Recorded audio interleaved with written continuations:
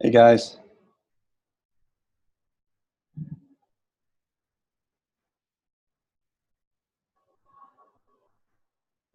Hey Glenn. Hey, how are you doing?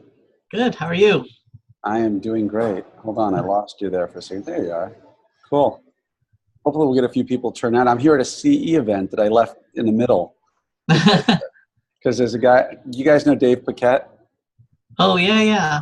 Yeah. Is he talking about computer stuff or something? No, today he's just talking about the Motion Class 2 and SLX. He's the Henry Schein guy.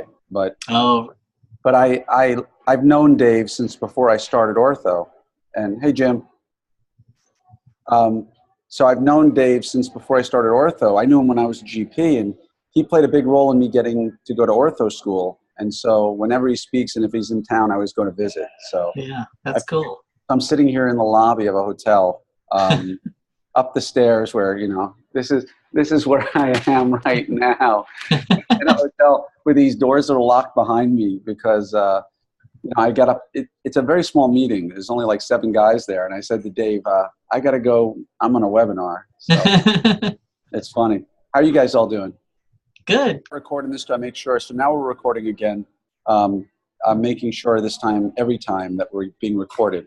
And today, we're talking about the book Think and Grow Rich. It's one of my favorite books. From a show of hands, just because I can see everybody but Mark, um, how many of you have already read the book? Okay, cool. A few of you read it. Like a part. Yeah, it's not a long book. It sometimes can be a little bit heavier. You know what I mean? But I think that book was written, what, 1936? Yeah. I think it's 81 years old, and I don't even know where my copy is. I read it not too long ago, and I took notes, and I cannot find it. So a lot of this that I'm going to be going off of today is going to be off of my head from having read it a couple of times. But Mark, thank you for your honesty. You haven't read it. It's okay. So just, it's nice we got a small group. I mean, I honestly don't know why a lot of people don't get involved in these book conferences or the web conferences when I think we can get so much from each other in these sorts of meetings. But let's talk a little bit about the book itself. Does anybody want to throw anything out there about things that were at all their favorite part of the book or anything that they saw that really sort of spoke to them? I honestly didn't like it that much. Okay. No, it's fair enough. Tell me Yeah, what it was. I read the whole thing. I made myself keep reading it, and there were definitely parts of it that were good and made sense. But maybe it was the version I read, which was this version. I can't, it's hard to Think and Grow Rich, 19. 37, Napoleon Hill, blah, blah, blah, Huh. Mine doesn't look like that. I know. I've seen both. I saw both covers, and I was looking for it, and I'm like, well, I don't know. So I went with this one. Sorry, my phone. So I didn't read the other one, but a lot of it, there was a lot of 1937 era pseudoscience, like vibrations of the mind and the heart and the ether. And at first I thought he was maybe being more figurative with it. And the more it went on, and later on in the book, it was clear he was trying to be scientific or pseudoscientific about it. I agree. So I was trying to read kind of the principles behind it, and some of them were good, and some of it, especially the chapter on sex transmutation, I was just like, I see where he's going with that. Like, just turn the page. Yeah. So there were some good things in it for sure. Overall, I feel like I could have probably spent my time more productively on a different book on a similar topic. I hear you. The reason I recommended this book is only because it is considered one of the greatest works of American business literature. It's a must-read book, whether you have a good experience or not. If you go to any business school, if you speak to any MBA, if you speak to anybody who's been through any formal business training, Think and Grow Rich by Napoleon Hill is a must-read. And now you've had a chance to read it, and just like, for instance, Dune, some people liked Dune, and some people thought it was absolutely a work of rubbish. But nonetheless, if you read it, you're reading a sort of a classic piece of literature, so to speak. And so I agree with you. I think there was a lot of stuff in there where he goes off. I think he was what? Was he FDR's financial guy? I think he served with FDR. He's a very bright guy.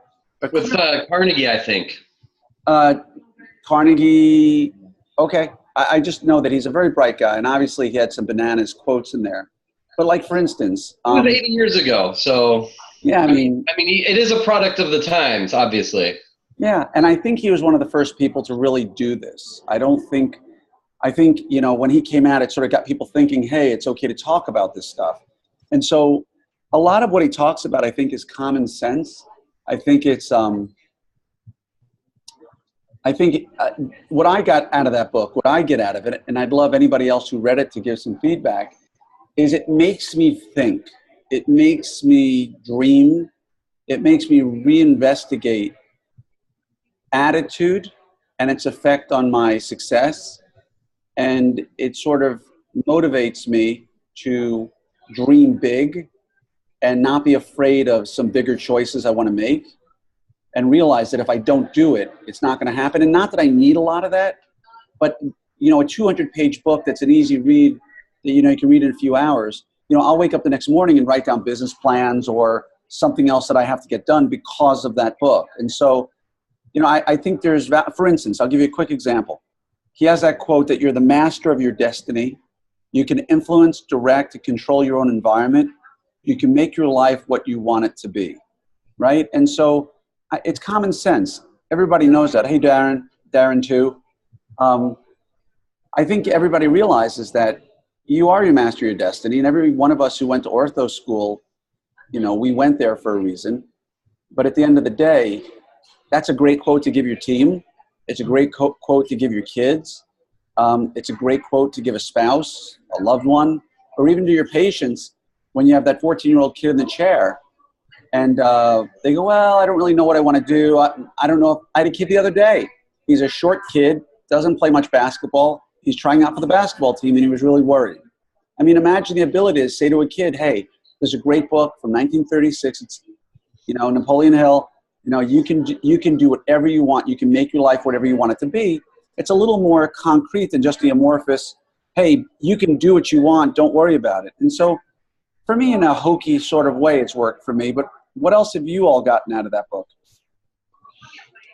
Yeah, I thought the same thing about, you know, trying to use it to apply to like the patients, you know, like, you know, because that's what we're basically doing all the time is like trying to motivate them. And so very much like what you were saying, Glenn, about you just using it as a way to like kind of reinvigorate yourself. And, you know, it is like kind of like the granddaddy motivation book. And I cheated a little bit and I looked it up on YouTube, and they have like the, you know, summary of the 10 rules. And so I was like, okay, this is kind of quick and easy, but it's all stuff that, like you were saying, it's common sense.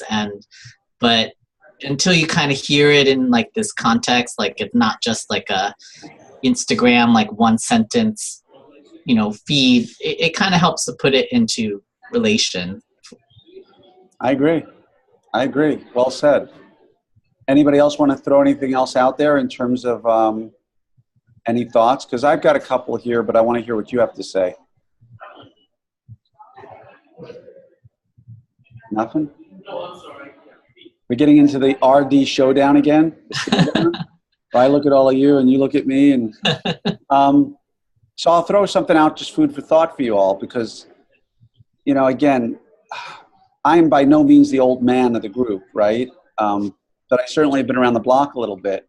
And one of the faults I see in all of us, especially I see it in orthodontics, and I'll tell you why I see it, is that you have a lot of really educated people who are really smart, right? And I will be honest and tell you that right now there's 9 of us in this room together. I guarantee you, I am probably 8th smartest, and I don't know who number 9 is, but you know, I don't want to be last. But things do not come to me quickly. I'm not the fastest learner. Once I get it, but I have to work really hard to get there. But the thing I see in orthodontics is you have a lot of really bright people who are overachievers, right? Black belts in Taekwondo, or, you know, play a piano concerto, or they did mission work and now they speak Samoan, right? You know, we're talking overachievers for the most part. But if I were to say to you, let's talk about Isidore Dreiser. and an American Tragedy, the book. Or let's discuss impressionistic paintings from the Louvre or from the Met.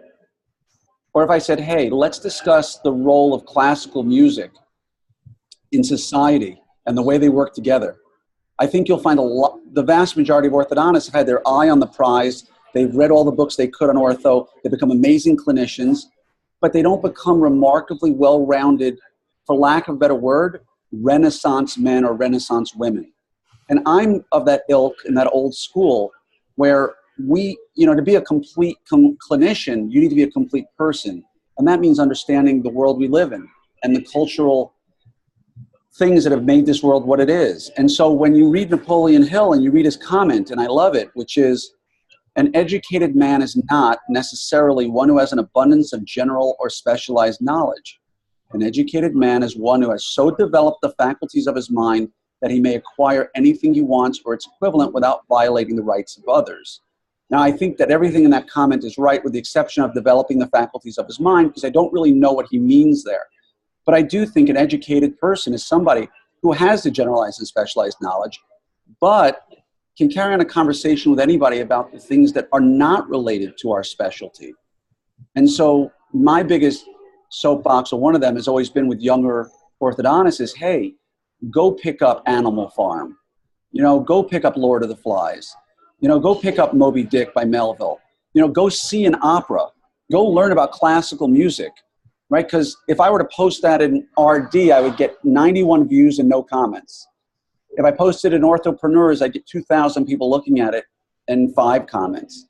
But if I post a class 2 correction case, I'll get 50 comments and engagement, because that's our comfort zone. And I think it's important to recognize that Napoleon Hill is trying to get us to think outside our comfort zones and realize that there's so much more out there, that maybe learning about a concerto isn't going to make me a better orthodontist, but it may allow me an insight into something else in my life so that I can solve some of my other problems. And so, what are your thoughts on that?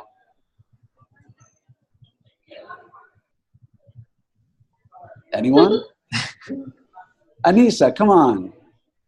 You're a Renaissance woman. With you? No, no, I'm not. I'm far from that. You run marathons. One, and that was it. This is it. But Glenn, I definitely agree with you. I feel like, I don't know, something about our generation and the younger ones, we get really tunnel vision about what we do. Because when I compare my life to my father, like my father is an orthopedic surgeon, okay? He's in Somalia right now. But if you talk to him about anything in the world, it could be about farming, it could be about politics. The guy just knows everything about everything. Like, sometimes I wonder, like, how do you do that? So I don't know, maybe it was a generational thing, but we tend to be very tunnel vision nowadays. Yeah. Yeah, one of my favorite things on earth is, many of you already know that I'm Jewish. I'm very faith-driven. So Friday night sundown until Saturday night sundown, all electronics get turned off. My phone is turned off. My computer is turned off. I don't drive anywhere. I go to synagogue. I do the traditional Jewish thing. But every Saturday I can sit down for 4 to 6 hours and read a book, read a magazine. And to me, that's my gift. And I would just, on this note, I would encourage everybody to somehow find that time in their life, because everybody's like, oh, you're so lucky. I wish I had that, right? And I'm like, you all have the opportunity to do that, right? I'm just forced by some religious constraints that I choose to observe. But each and every one of you has the ability to say, hey, you know what? Every Thursday night from 6 to 9, I'm going to read a book. Or every Sunday after the kids go to sleep, I'm going to read, or before they wake up. If nothing else comes out of tonight, I would encourage each and every one of you to try to find that time in your schedule on a weekly basis. Not a lot. Maybe start with a half an hour. But pick up a book that has nothing to do with your practice. It has nothing to do with leadership or management. It's a book. Now that I turned 50, everybody's sending me a book or two about what it's like to get old. So I can't imagine. And I remember a friend of mine who, when I interviewed with him at Rochester, we were talking, and I was I just finished practicing, and I was reading probably 6 to 10 books a week, right? I was just always reading. And I said to him, you should read this book. And he said to me, it's been like 6 years since I've read a book for pleasure, because I'm always reading something for class.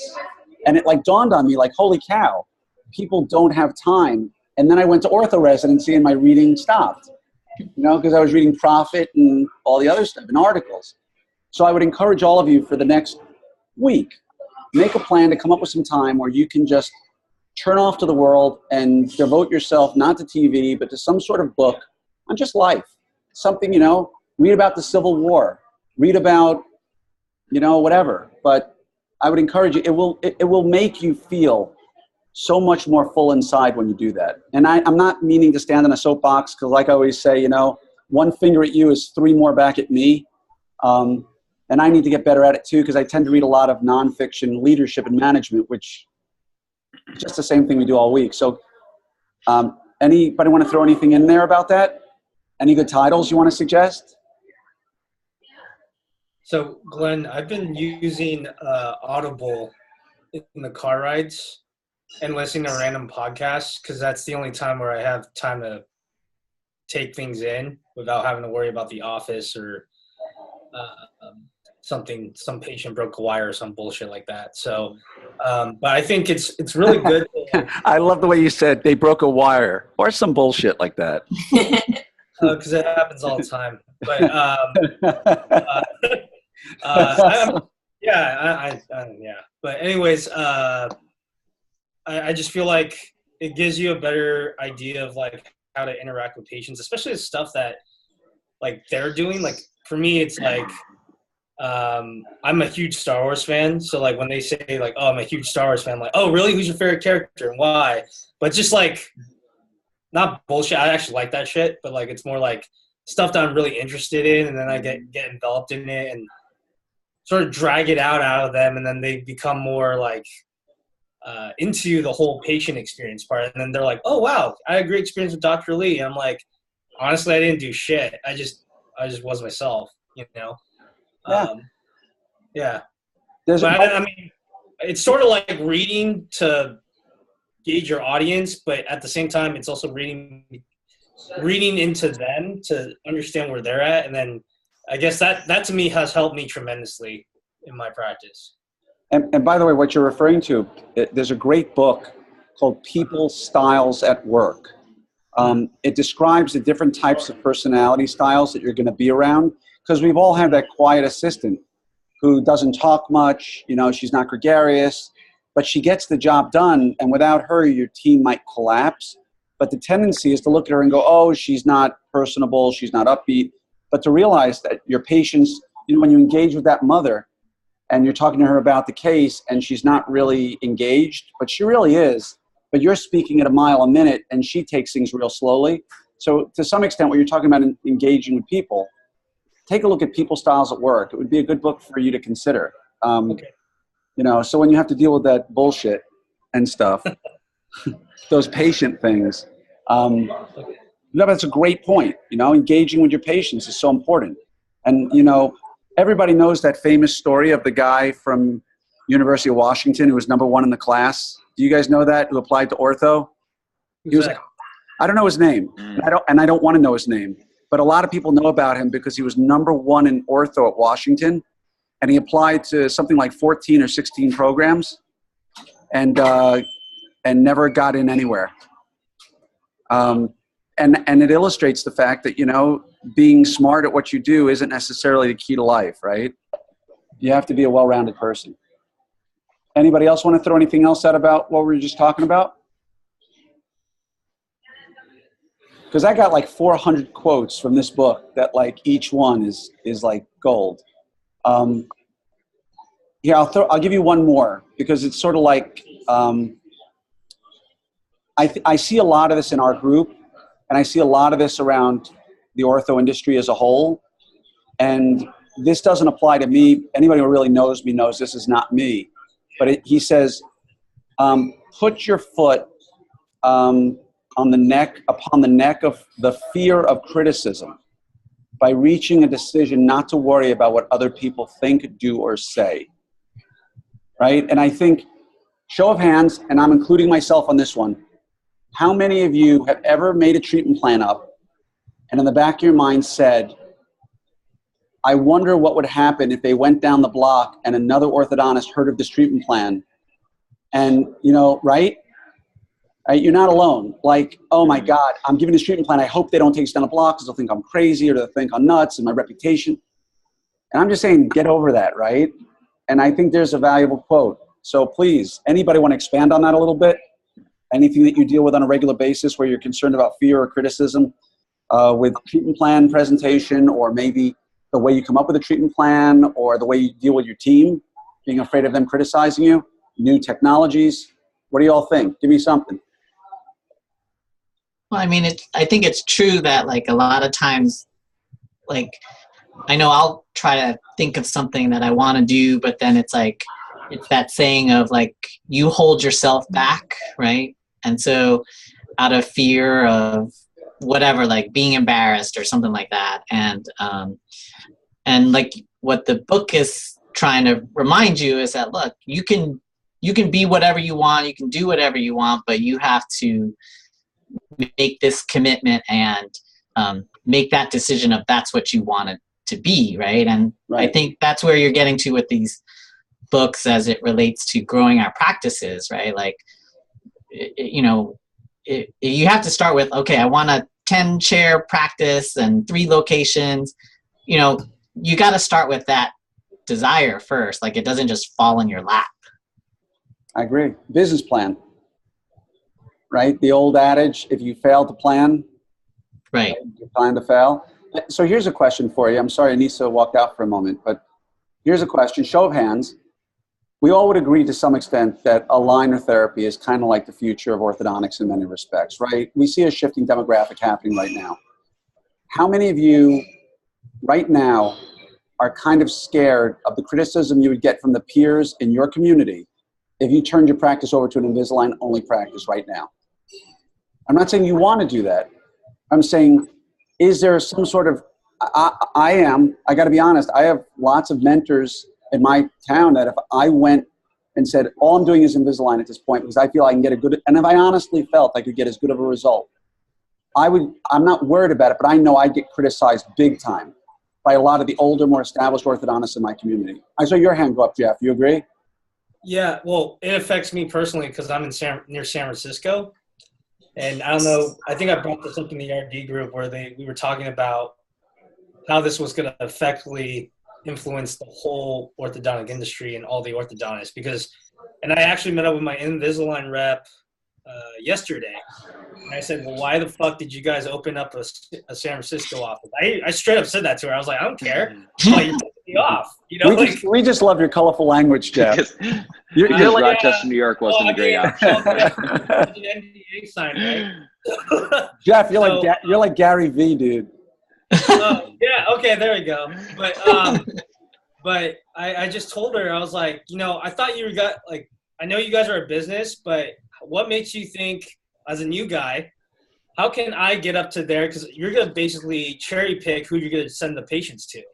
And I'm getting shafted because I'm new to this, And they're like, well, we're going to bring you up to the master's class program so you can get one-on-one training. Like, by the way, we want you to spread the word that we're trying to help you guys, And I'm just like, really? You're just trying to save your ass because you guys are about to get a revolt from everybody, But going back to that point that we were talking about, Glenn, I was taught a certain philosophy in residency, and the way I treat patients now is slightly different than what my mentors and professors have taught me, because I'm learning all these different methods and looking at the literature and analyzing it a little bit better. And like, okay, I'm more like, I utilize more expansion now in my practice. Like before I was taught from my clinical director, you only expand in a crossbite situation. I'm like, but I'm seeing all these like narrow arches. And I'm like, well, this doesn't make sense to me if you don't expand a little bit to make a little bit more room, especially if we can utilize the growth, So why don't we do that? And then he never gave me a straight up answer. And I'm like, okay, well, I'm going to broaden my mind. I'm going to broaden my approach. And if I'm scared of something, I'm just going to learn them as much as I can about it and then try to implement it in my practice. And yeah, it's been working in my favor. But that's how we grow as a profession. We have to, and then the same thing with you. You took the aligner course, right? The aligner fellowship. I wasn't ballsy enough to like get more involved with Invisalign because I'm like, dude, this is a piece of shit product. But now I'm like, okay, well, it's only a piece of shit because I don't know how to use it. And then it becomes a freaking Cadillac, you know? So it's all like how much you embrace yourself and how much you envelop yourself into the knowledge and everything that goes with it. And then that's how you become a better orthodontist and you provide better services for your patients. That's my philosophy, though. But it's a good one. I'm scared as shit. I haven't placed a TAD yet, so I'm gonna go to Taiwan and learn how to place TADs by Chris Chang in March. You know, I'm like, hey, this is the first time I've actually placed it on a live person or whatever, and I'm gonna learn as much as I can from that. And by the way, just for everybody out there, you don't need to go to Taiwan to learn how to place a TAD properly. Jason Cope here in Dallas, it was a friend of mine. I could ask Jason if people. I don't know how many people care about a TAD course. But if anybody wanted to do a TAD course, I could easily ask Jason, who's a friend of mine, and say, hey, can you give a special deal for a course just for RD members? I'd be interested. Yeah. And remember, he's got a PhD in bone physiology. That's what got him into TADs. So, I mean, he knows what he's doing. But your point is right. You know, Invisalign is really, I tell my patients, it's like a screwdriver. Anybody can pick up a screwdriver, and your success with it comes upon how well you're trained, right? Can you put a screw into drywall and punch through the drywall and lose the screw? Or are you going to put it into a stud and hold it and know how to locate a stud? And I agree. I was scared to death of aligners. And I told everybody, all my patients, that it sucks. It's horrible. And that's why I bought into Clarity Advanced, because I wanted a clear option that wasn't an aligner. And then I started learning from Jonathan Nicozisis. I started reading a lot of articles. I started learning about attachments and forces. And I started thinking about it just like braces, and I want to do the same thing, but, you know, like, okay, if it's just like braces and I have to think like braces, then it makes sense. And all of a sudden I started doing these crazy cases with Invisalign, and they're working out fine. I started doing 4-by extraction cases. I started doing really high ectopic cuspid cases. And I'm like, wow, this is actually working. It actually makes sense.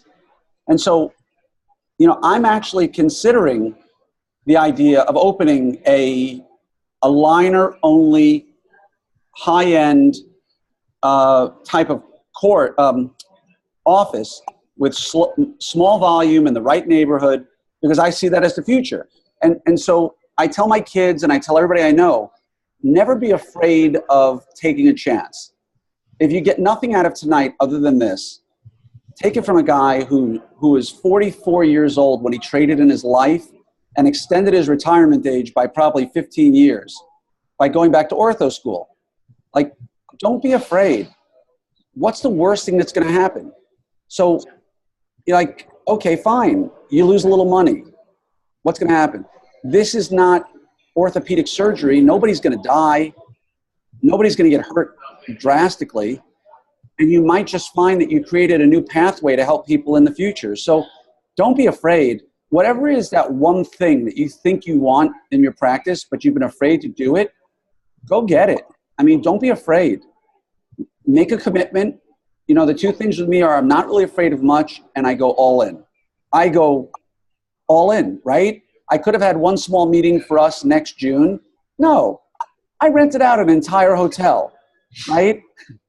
You know, I can be very binary, and that's my strength, and that's my weakness. And it took me 45 years to figure that out. What are your strengths? What are your weaknesses? I'm a firm believer, like Gary Vaynerchuk says, double down on your strengths. Try to work on your weaknesses a little bit, but you'll go a lot further working on your strengths than you will your weaknesses, because that's what got you where you are. And surround yourself with people who can help you with your weaknesses. And that's why I'm partners with Doug, because all the things that I do really well, or I don't do well, Doug does amazingly well. And so, you know, what is that thing you're afraid of? What's that thing you're afraid of criticism? What's that thing that you've been thinking of doing, but you just haven't been able to pull the trigger? Anybody have anything on their mind right now that they've really wanted to do, but have been really scared of doing? And remember, this is a closed group. Nothing we talk about leaves this group, right? So, you know, anybody, what you got going on? Anything you like? Jeff, you said you want to place TADs. Go do it, man. Yeah. Go get it. What's the worst that happens, right? It falls out. Yeah. You know, I mean, really, that's the worst that happens.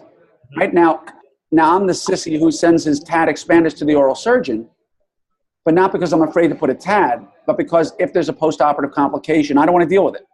It's not my problem. I like moving teeth, and I like patting people on the shoulder and saying, you know, are you doing okay?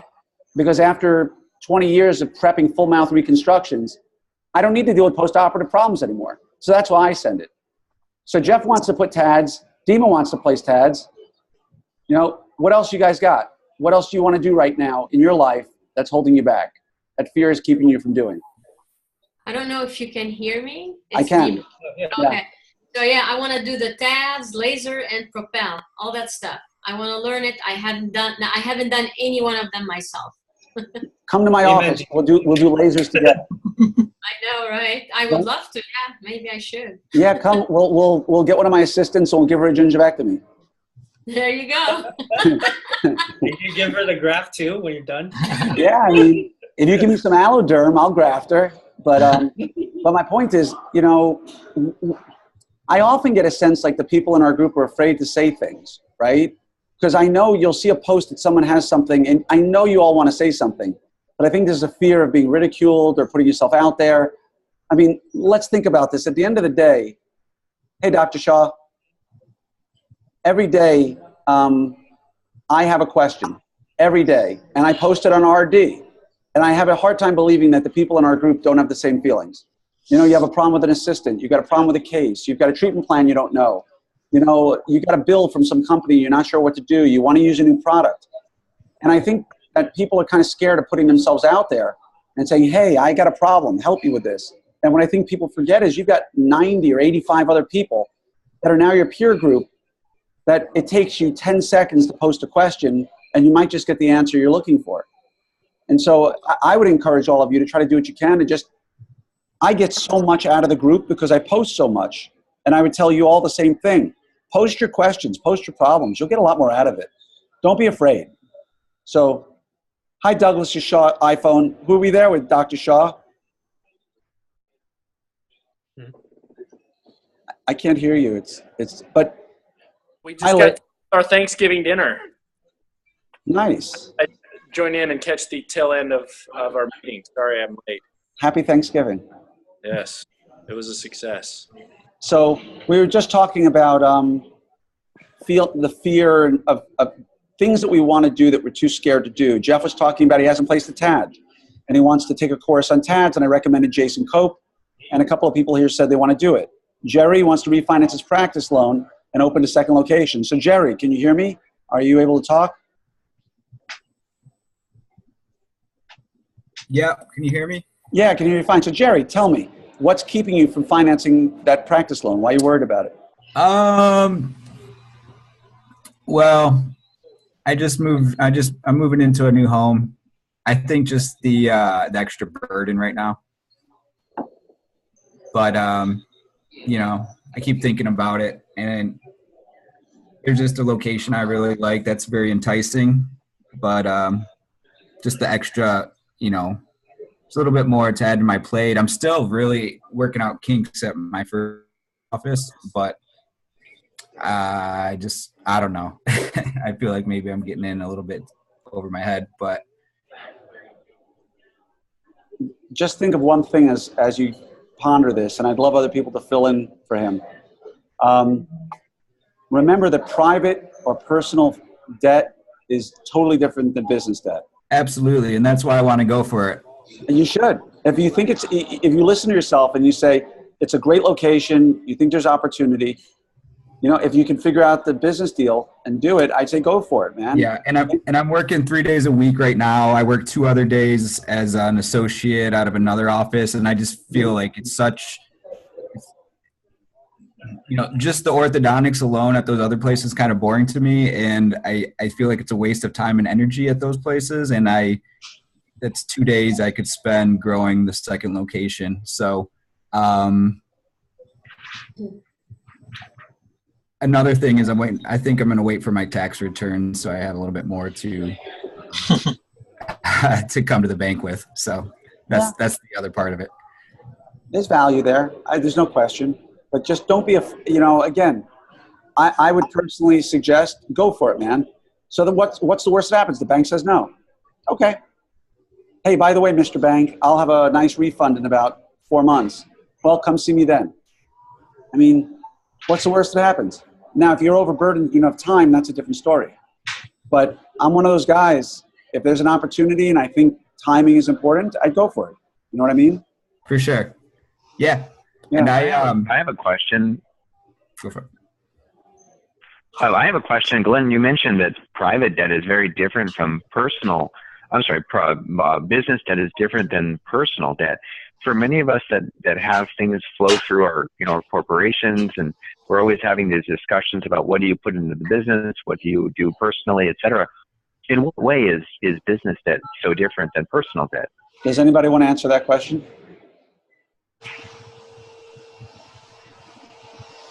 So I'll explain to you real quickly. Does professional debt typically lead to you creating income? Oh, okay, right. Professional debt can result in creating income, right? Personal debt does not make you money. Professional debt does. I see. So if you were to take out $1 million loan to buy a practice tomorrow, that's an investment in future income. If you take out $1 million to go buy a new house, that's a loss. You'll never make money from it unless you sell it. And the hope is that typically you're not buying a home to invest. You're buying it as a primary residence. Now, there are obviously little idiosyncrasies of that. But it was explained to me many years ago by a CPA that he's always in favor of getting lots of professional debt because it means you're growing your business. But he's not in favor of lots of personal debt because it's putting you in a negative cash flow situation. So, again. Got it. Okay. Thank you very much. My pleasure. I hope it makes sense. Does anybody else want to add anything to that? Yeah, Glenn. Yeah, Jeff.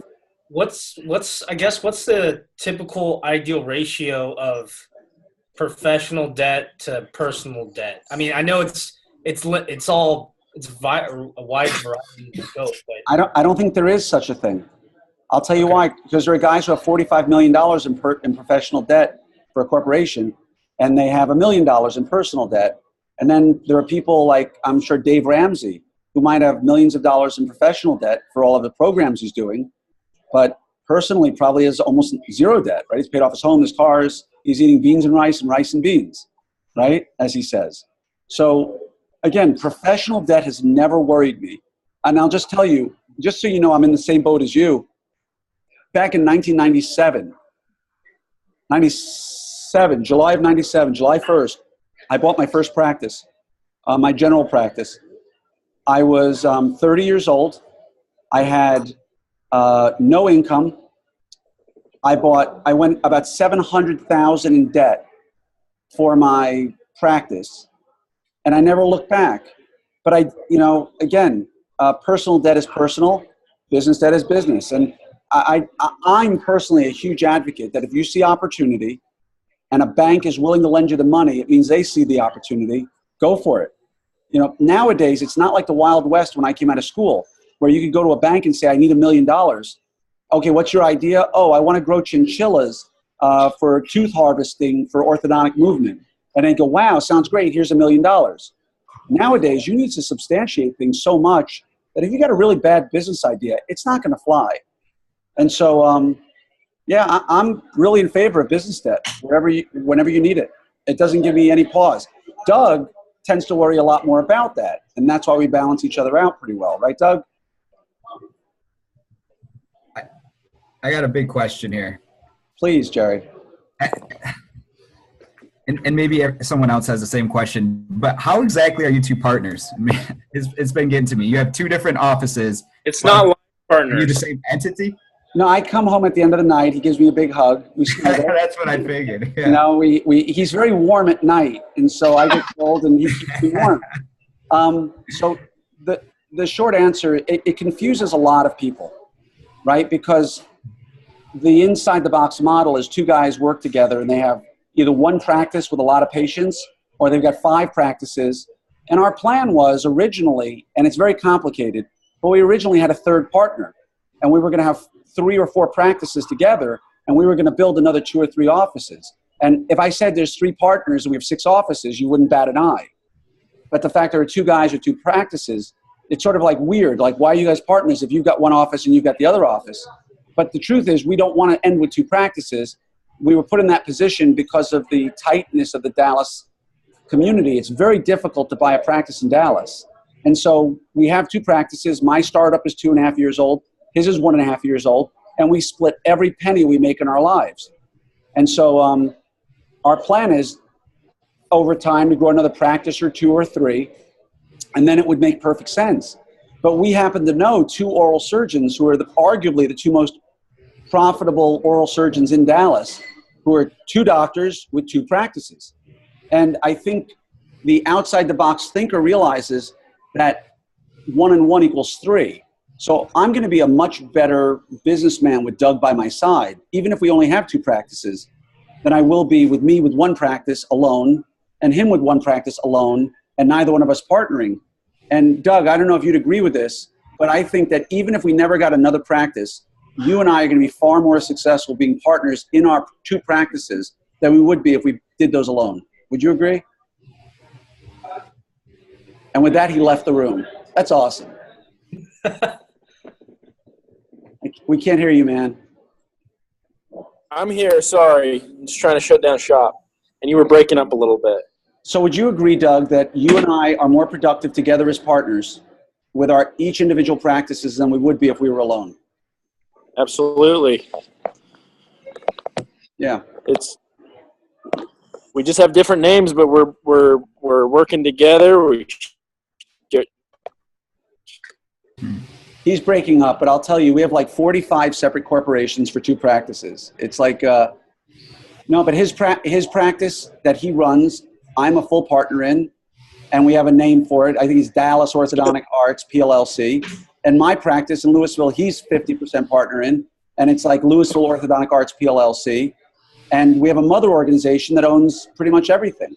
And if we have a 3rd practice, it'll happen again, and a 4th practice, 5th and 6th.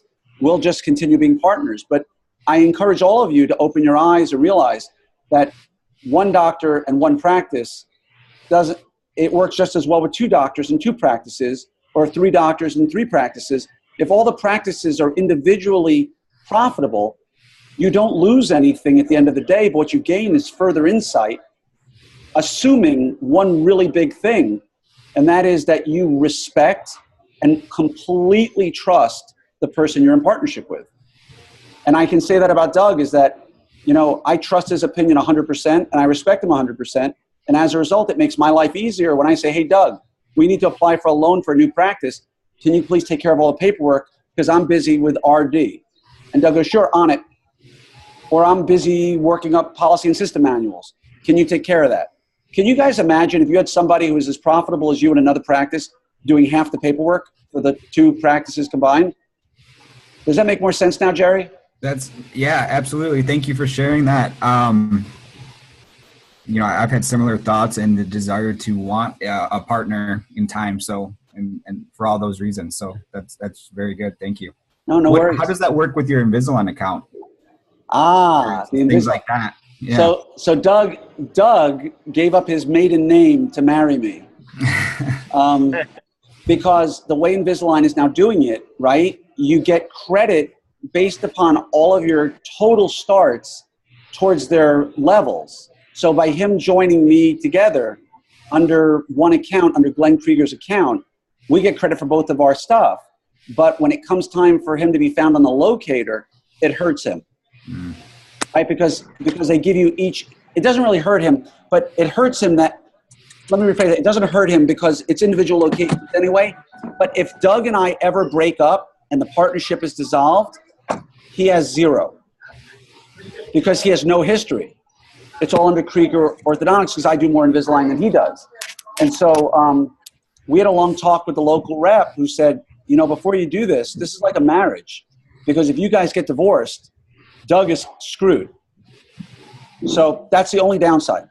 But otherwise, it works like anything else. I feel like I'm trying to explain like a transgender operation. You know, here's how it works, and this is what it's like, and, you know, haven't you ever wondered, you know? So But yeah, I would strongly recommend two things to everybody, and we've tried it, but it hasn't worked. A, find a practice to buy. That's the best way to grow instantly, is to buy a practice and incorporate it into yours. And number two, if you think there's a doctor who's older, who's got a great practice that you have a great working relationship with, maybe partnership isn't such a bad idea. And then when they retire, you own the practice and everybody wins. What's that beeping? Who's calling? Sorry, I'm not on mute. I had to get No back worries. in the office, had to turn off the alarm. Doug, it looks like you're walking either through a submarine. It's like a Freddy Krueger scene. It does. Like there's a clown that's going to come out soon. So It's my haunted house at night. So I know we've covered a lot of ground on stuff, but are there any other topics from the book that anybody wants to go through? Anything anybody wants to discuss? Any more private stuff? I mean, I'm happy to discuss anything you all want to know about. Yes, Jeff. You don't have to raise your hand, by the way. Oh, yeah, I forgot. I thought I was on mute, so I was just like, okay. Yeah, if you're on mute, I never would have seen your hand. So I'm currently renting space from a pediatric dentist, but I have to move out in 2 years. You know the situation, but I just found out from my Invisalign rep that there's an older orthodontist down the street in the same city who might be willing to sell his practice to me because he wants to cut down days or something like that. The problem is he's tied with another competing pediatric dentist next door. And I'm meeting him up for lunch is it next Monday? No, the Monday after Thanksgiving. But I'm also meeting with the current associate who's about to buy the current pediatric dentist office that I'm with. Because I'm trying to figure out where the future is. And I just wanted your thoughts on how you would tackle that. Because I'm trying to figure out, okay, well, I like the guy that I'm working with, but the practice is slow. It's not growing because of the old guy who's there right now who owns the practice. The jerk. No, the jerk left. He's the previous orthodontist who doesn't know how to do ortho. I thought the pediatric dentist told you, I'm not referring to you. I'm not going to work with you. I want you. Oh, no, he refers to me now. Okay, I'm doing good. good work. Yeah. Okay. Like, he bends over backwards now because all his patients love me. But it's just like, okay, well, now that you're nice to me, but your practice is slow. And, like, I know down the street, that guy's practice, he has probably more AR and everything. But I'm trying to figure out what's the best way to tackle that situation because that was an opportunity that I've never heard before until yesterday. I'm like, well, this is intriguing now because I want to practice Monday through Friday, not just certain days of the week, you know? Can I ask you a question, Jeff? Yeah. How far apart are the practices? One side of town over the other. I mean, I don't know what that means. Are they in the same referral? You know, I don't know actually the actual distance, but. Would you refer from one to the other, or are they far enough apart where they're their own referral distances? I guess right now it's their own referral distances because that's a hard question, Glenn. I can't really answer that one. Well, if you bought the new practice, would you practice in both or you would just move to the other one? I would move to the other one because the current one, they're demolishing the whole – everyone has to move out in 2 years. Sounds like a no-brainer, Jeff. You're gonna have to find a new space anyway in 2 years. Right. No, exactly. And is there any guarantee that you and the pediatric dentist are going to go into the same space together after the demolition? Not necessarily. That's if we can find a space that can accommodate both of us. You know, but I really like the guy that I'm working with, the younger guy that I'm working with right now, because he's very skilled, and I can see us growing together as a pedo-ortho duel, you know?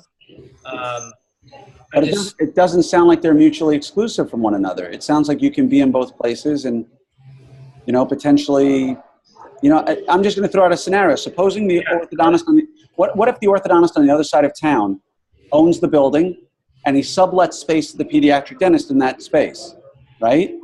You take over that practice. What happens in 2, 3, 4 years when the doctor retires and you're the landlord for the pediatric dentist? It puts you in a pretty strong leverage position, right? You could potentially bring the other pediatric dentist into that space. Right, but it also could be the other way around where the pediatric owns the. That's my point. I don't have any power. Yeah. So you don't have enough information to make a decision. I don't. But I want to know what kind of questions I should be asking the orthodontist because he's actually interested in meeting up with me. We actually scheduled a lunch. You know what? I didn't bring it on to him yet about buying his practice. I want to be non-threatening and sort of be more friendly until I get to talk to him mano a mano. My suggestion to you personally, because there's, 12 of us here, give or take, 11, I would tell you to post this question in RD. Just, I would do a quick little video snippet of you talking about what this situation is and post that video as a post in RD with, please listen to this real quick about an opportunity I have. What suggestions do you have? Make it 30 seconds or so like you just did. Throw it up on there. And I think it'll give you a really good opportunity for everybody to digest it and ask questions and work through it in a way that I think you'll get more out of it than just the 11 of us. Unless anybody else here has any good suggestions for him. I mean, it's just buying the practice is the first, and you haven't even talked to him yet, just other than, right. Hey, let's set up a meeting, right? Well, I sort of want to basically talk to both of them and make my decision after I consult both individually. Just so I can feel out the field. I don't think there's anything wrong with that. There isn't anything wrong with that. I just feel sort of like I'm cheating on the pediatric dentist. No, I wouldn't think that way. Yeah. Okay. Yeah. I don't see it.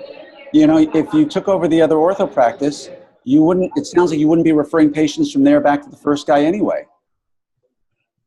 Not the older guy. I would refer to the younger guy for sure. Okay. So in no way, shape, or form does it hurt your pediatric dentist. It only helps them. Mm-hmm. Yeah. Okay. Again, remember what we talked about earlier about being afraid of what others might think. Of course, there's always a financial ramification. But at the end of the day, if you're being honest and moral, it sounds to me like this move could potentially benefit both you and the younger pediatric dentist. Mm-hmm. So very true. I don't see any harm there. Yeah. Anybody else have anything else they want to chat about? Yeah. No? Jerry, you had a question? I'm hiring right now, clinical assistant. I have 2 good assistants, but they're workers. None of them are leaders. And I really need somebody to kind of step up back there. So anyway, I'm hiring again. And it's been kind of depressing, some of the resumes I've gotten, and even more depressing, some of the interviews I've gotten. They're just it's not the future of my practice. They would definitely maybe fill the gap, but I'm kind of looking for more than that. So I had somebody come in the other day, and she wanted 20 registered dental assistant. She works for a dentist. She has 6 years experience. She might be fantastic, but she hasn't done any orthodontics. But she presents very well, very confident. I think just from what I could tell, she has a lot of leadership qualities. But I just couldn't wrap my head around starting her at $23 an hour. I mean, right? I mean, that's just absurd, right? Am I wrong? But I also am getting this feeling from everybody else, like I might not find anybody else, like her. I don't know. Is anyone else experiencing that? Having trouble finding good candidates? Or should I just stay patient? Or do I kind of roll the dice here? And I mean, maybe negotiate down a few bucks, but I don't know. I approach it differently than you do, and I approach things differently than most. I want to hear everybody's opinion because it matters to me, and then I'll give you my opinion on it because I think mine might be different than most. Hey, Jerry, can you hear me? Yeah, we hear you, Dima. Yeah. Okay. So I just I'm new also. I've been only open about, this month will be exactly 2 years. And I had an assistant that I was paying. Of course, we talk about everything. So I was paying her $18 an hour. She was a chairside assistant, started with me from nothing. And I taught her everything, insurance and everything. I taught her everything, and I'm talking about this because this has been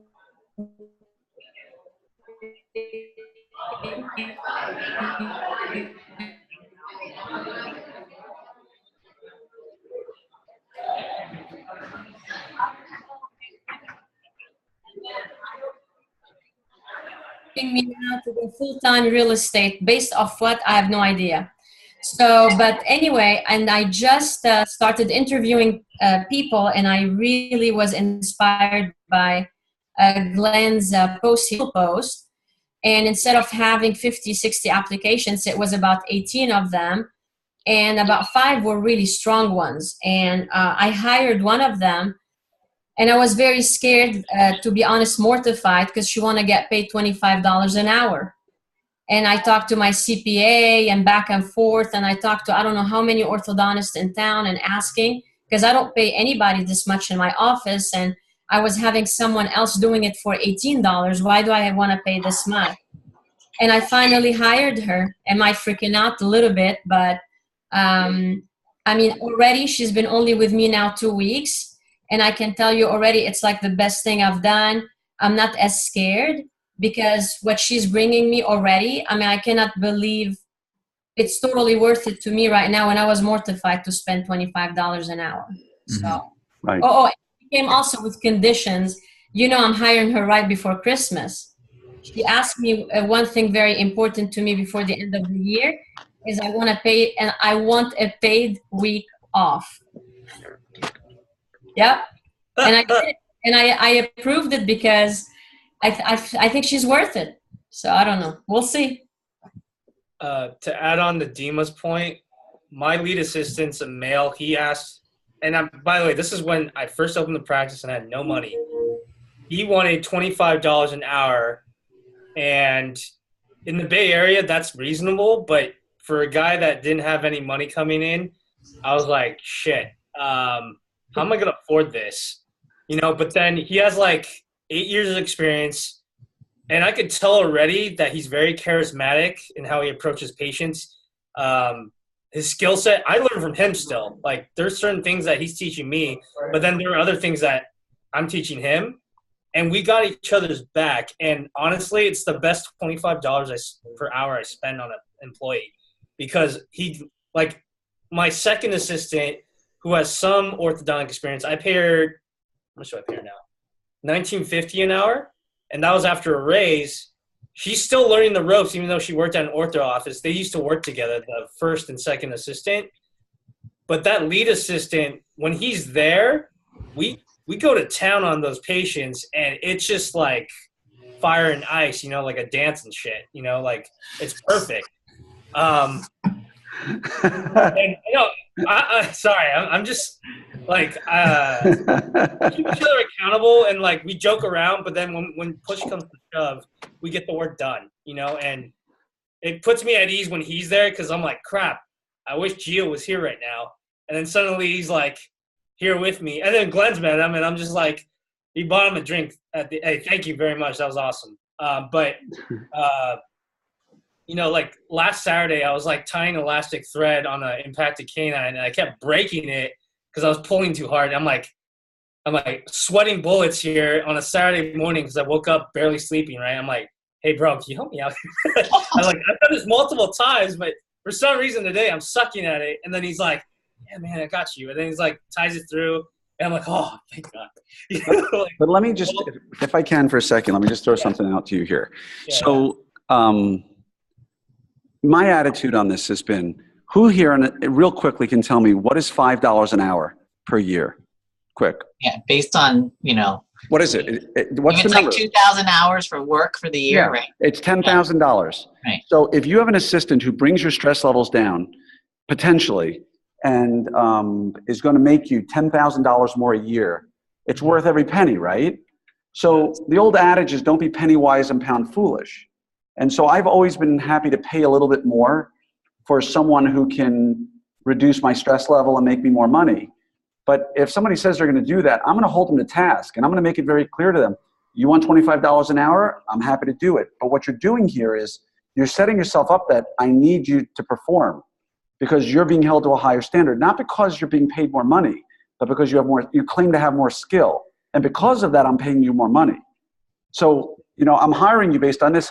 And if you're going to pay more money, I have no problem. Like Dima said, it can work out beautifully and it reduces your stress, but you got to do your homework. You have to call references.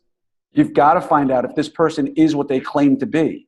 because I'm not giving it to you based on sight and sound. And if I can't get references in the background to tell me, then I'm going to put you through a series of tests to find out if you are what you claim you are. And I'll give you a 2-week working interview if need be, to say, I want to see what you're really capable of. Glenn, I don't know if it varies state by state, but in California, we have a 90-day like introductory period. I don't know if Texas is like that too. It's an at-will state. I can fire you at any time, at any point. Yeah, but before I hire them, I do a background check. What I should be doing now is at least 2 working interviews rather than just 1, because then you get to see you put them on a light day, or like a medium day, and you put them on a really heavy day, and you see how they go to town with that. Yeah. And you make your you not just looking at the clinical aspect, but looking at how they interact with patients. That's key, because you could suck at your job, but if you can't communicate with patients and you're rough with them, that's going to bring your practice down quicker than an avalanche. So, I agree. So again, it comes down to don't be penny wise and pound foolish. And I've had assistants that I hired thinking, oh, I think they're going to be a great leader just from when I met with them. And then they got into the office, and for whatever reason, the other girls didn't see them the same way I saw them. And I don't know if it's just behind the scenes, like, kind of like the parents that are really nice to you, but then they're like really mean to the front desk people. So sometimes, especially for a leadership position, like I'll make sure that we do like kind of like the group interview kind of thing. And it's like one of the questions I'll always ask, like, to the other assistants is like, can you see yourself working with this person every day for the next 10 years? And that's kind of like a gut feeling kind of thing. So Jerry, I think one of the worries I would have is like, I think they're a great person. I think they're worth $25 an hour, but then they get into the office and maybe they're not. Right. And be careful, by the way, of what your staff thinks. She's not, like Glenn said, if she claims to be all this and she's not, I mean. Yeah, but again, be careful what your staff says, because generally speaking, they're not necessarily the best leaders. They're not the best judges of talent. Mm-hmm. And they might like a girl or a guy because they think they party like they do, or they like to go out on Friday nights, or they're the same religion, or they belong to the same knitting club, or whatever the case may be. And so like, I'm looking to hire a clinical assistant. I'm down 2 assistants right now. And I had a girl come in today, really nice. She's about 40 years old. She's older than everybody else. She's very quiet, and the rest of my team is really upbeat and animated. And I was sure it was a nightmare, and all 4 of the women in my office were like, no, we really like her. And I was like, this either is going to be a train wreck or the greatest thing ever. But because they do have to work with her, I said, okay, I'm going to let you guys try it and see what happens, and we'll bring her back for another week. And maybe she was quiet because she was nervous. I don't know. But definitely do your background checks. Definitely get your references. And I had 3 assistants who I thought were really good until I texted the orthodontist I know in town who they worked with. And every one of them sort of said, call me. I said, no need. I'll save you the trouble. I get it. And they're like, okay. So whatever. Jerry, did we all answer your question okay? Yeah, I appreciate everybody's insight. The tight spot is I kind of pay the other ones a decent amount too. So just I got to kind of work all that out as well. Just produce more, baby. Exactly. And that's what I'm planning for. Like I need this 3rd reliable assistant because it's coming. I feel like we're at this tipping point. So yeah, trying to prepare. Hey, Jerry, where do you practice? Michigan. So I don't know how is the cost of living, but I'm in the same boat. Everybody in my office is paid above $17 an hour. Mm-hmm. So I have now 5 people. I'm only at year 2, and it's a lot, but I feel like hiring quality people is huge. That's why I feel willing to do so. And honestly, I've grown in 2 years, according to my CPA. Just a minute, my son is. Headgear. So for like no cursing, okay? Used to grow. That's what I mean, okay. So what I'm trying to say is I've been very scared all along the way when I'm hiring at this pay, but I'm finding every step along the way it's been worth it so far. I don't feel any regret, to be honest. I don't know. Yeah. I appreciate that. My $23 an hour office manager or my treatment coordinator has made me hundreds of thousands of dollars because she's so good. Hey, Jerry, I want to add in another point. I pay my office manager the most. I pay her $30 an hour. Ah! Yeah, so you think that's bad? $30 an hour, but she's like honestly, like I rely on her so much. This wouldn't be my highest paid. Right there. This wouldn't be my highest paid employee. I'm just, just as starting, that just seemed heavy for me. But you're trying to build like your core of your team, right? And so you would want her to be one of the people you're building around, right? Exactly. Right. Exactly. So it's about 10 after 9. It's 10 after 10 on the East Coast for you West Coasters. Is there anything else you all want to cover before we adjourn for the night? I really love this this is the interaction I really enjoy. When we put together this group, this is what I think we need more of, is everybody putting themselves out there with a question or a problem, and we all learn from it and not being afraid. And so 2 things. One, on December 7th, we're going to do the digital code diagnosis. I'm going to do that. I'm going to web host that one. Again, I'm not going to tell you I'm the expert on a lot of things, but I do have an 85% case acceptance rate. We were up at 91% during the summer. I will teach you the things that I learned over 15 years of lecturing on this topic that helped me get a better case acceptance so that Jerry and Jeff can pay and Dima can pay for their employees. I'm sure you're all doing great with your case acceptance, but I'm going to show you stuff that hopefully you've never thought of that'll take me a decent amount of time to cover from the moment the phone is picked up until the moment the patient starts treatment, and specific areas that I've identified when I was lecturing on this topic. So that's number 1. Number 2, you'll notice that we're like the 7th and the 14th of December, because after that, I think you all are going to be so tied up with the holidays, it's going to be too much. And then, then we'll head into January, and then we have the cruise, and it should be fun. And I'm sorry I haven't bought the drink packages yet. My credit card had fraud. I had no way to buy anything, and it was like a freaking nightmare. So we'll get it taken care of. But I just want to thank you all for being here tonight. I would encourage each of you, figure out that one thing you're really nervous about, that you've been held back from not doing, and figure out a way to make it happen, right? Because we all have that one thing. Figure it out. Go ask yourself, what's the worst that can happen? Am I making an educated judgment on what I'm doing? And if you are, take the step and ask yourself, what's the worst that can happen? And I think you'll be very surprised at how infrequently it doesn't work out. So anyway, any other questions anybody wants to talk about before we go? No? Well, thank you all for your time. I love these times together. And I'm trying to get us some really good web experts, and I'm trying to get Dr. Moon from the TAT Expander.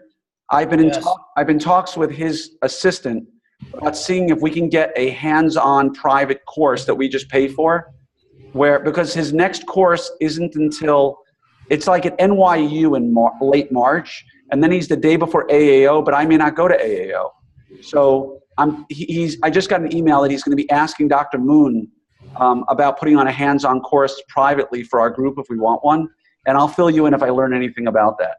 But as it stands, they're not thrilled about the idea of people who haven't been trained in their TAT Expander buying them, but they understand that we've got Dr. Bacow, and she really is a world expert on this, and she's taught me everything I know. But we can get the starter kit for about $500, which comes with the drivers, the ratchet, and the screwdriver, and then every subsequent kit will be about $200 for the expander, which is pretty decent. So I'll give you more updates as I move through that, but I'm really trying to get some folks into the group who can teach us about expanders and airway. And between you, me, and the lamppost, Rebecca Bacow is becoming a world expert on it as we speak. She's amazing. So pick her brain, take advantage of the fact that we're in this group with her. She's very busy, but she knows the literature and she knows what she's doing, and she can really help us out. So just know behind the scenes, I'm trying my best to see what I can do to get us those folks, okay? So, appreciate it, Glenn. My pleasure. Have a great night, everybody, and we'll talk soon. Thank you. Bye. All right, bye-bye.